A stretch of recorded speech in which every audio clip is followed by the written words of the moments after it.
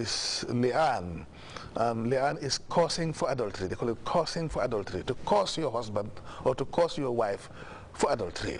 In other words, but then what used to happen, that a man who would accuse the wife of committing adultery, the wife would deny, and they will now refer the matter to the Qadi or to the court of an Islamic court of competent jurisdiction, and in this case the two of them will be asked to come and make an oath. The man will make an oath, will invoke Allah's name 4 times, and then the 5th time now he pray for Allah's anger, curse against him if he's not telling the truth, and the woman will do the same thing, and the 5th one she will pray against herself if the man is telling the truth, and in this case they'll be separated forever and they'll never come together as husband and wife for the rest of their life. But now with the availability of the DNA testing system, what I will advise the man to do is to make sure that they get to the hospital to get these facts established. And as soon the facts are established, my advice to him will be for him to with immediate effect, let the woman go and get to another, to get another woman, to marry another woman. Wallahu alam. But I think it is very, very serious, because why it is serious is the implications are many. One, take for instance that of inheritance, because what we do know is that in any marital situation, the children belong to the husband. They're his children. And for the woman, there's no doubt as to the fact that she has given birth to the children. But the general assumption for the man also is that he has the paternity. He is the one that fathered the children. He is their legitimate father, and therefore they're entitled to inherit him if he happens to die before them. But if anything like this happens, this right of inheritance will cease to exist between the husband and the children, because the wife is telling him that the children are not yours. So that is why this fact has to be established, and if they happen to be true, then of course naturally the paternal relationship between the husband and the children will come to an end with immediate effect, and it will be also up to him whether to continue to retain the woman or to let it go. But it will be advisable that he let the woman go and go for another one. Wallahu alam. Okay. Ustaz, your response to this question brought another one to my mind. Yeah. And that is, does science alters some of the precepts or perceptions in Islam?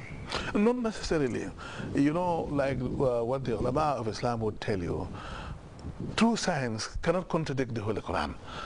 True scientific discovery has to be in line with the principle of Al-Quran al-Kareem. And let me give you the example of thumbprint, which was discovered, which is scientific. When it was discovered, by one of the ulama in Azhar University told that explained to them that there is nothing like discovery here. This has been stipulated in the Holy Quran in Surah Al-Qiyamah, where Allah subhanahu wa ta'ala says in Surah Al-Qiyamah, أَيَحْسَبُ الْإِنسَانُ أَلَنْ نَجْمَعَ عِظَامَهُ بَلَا قَادِرِينَ عَلَىٰ أَن نُسَوِّيَ بَنَانَهُ. You understand? That's when Allah subhanahu wa ta'ala said that man or those mankind believe that we will not be able to recreate him after death. Allah says, if you die, you'll be recreated the same way you were. Even your thumbprints will go back the same way they were when you were in this world. He specifically mentioned the thumbprints, indicating that each and every human being has different thumbprints. You understand? So any scientific discovery has to be in line with the teaching with Al-Quran al-Karim, if it is a true science. Okay. But if it is not true science, that's a different thing. Okay. Yeah. The reason why I asked this question is, we are made to understand that naturally in some parts of Europe, when a woman delivered, she can be cleaned, her system can be cleaned completely, and she will not go through the 40-day process of menstruation, right? Or blood bath, whatever you call it. Now, and Islam says maybe after a woman's delivery, she has to stay for 40 days until the blood stops before she resumes prayers.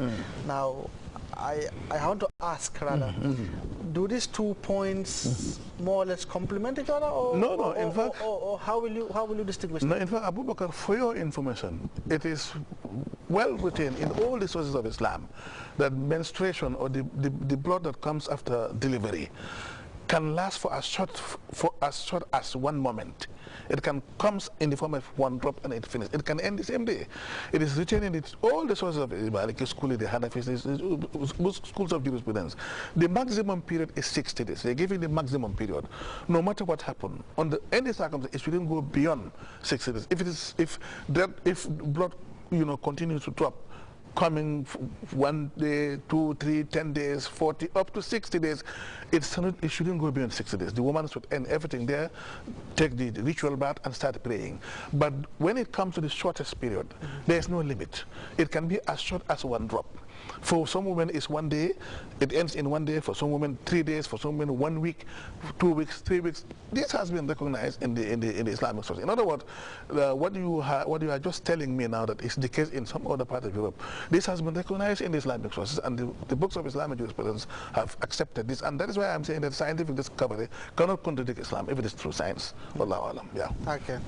Now, another case here, a child under whose head is hanging the misunderstanding or the doubt of whether he is legitimate or illegitimate. There is no one to ascertain that, right? But there are still doubts, surrounding him. Yeah.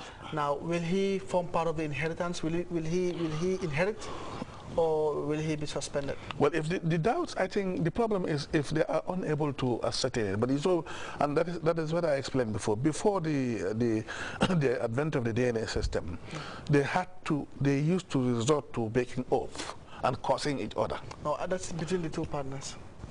What I mean is a child whose father died, but people speculate that maybe the child was born before the marriage between the two couples. No, but you see, why are they speculating? What was the father's reaction when the child was born before his death?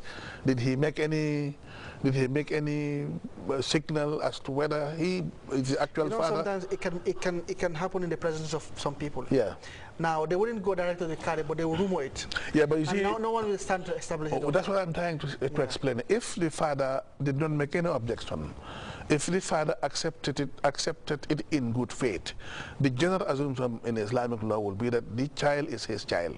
Then whether it is true or is not true is a different question.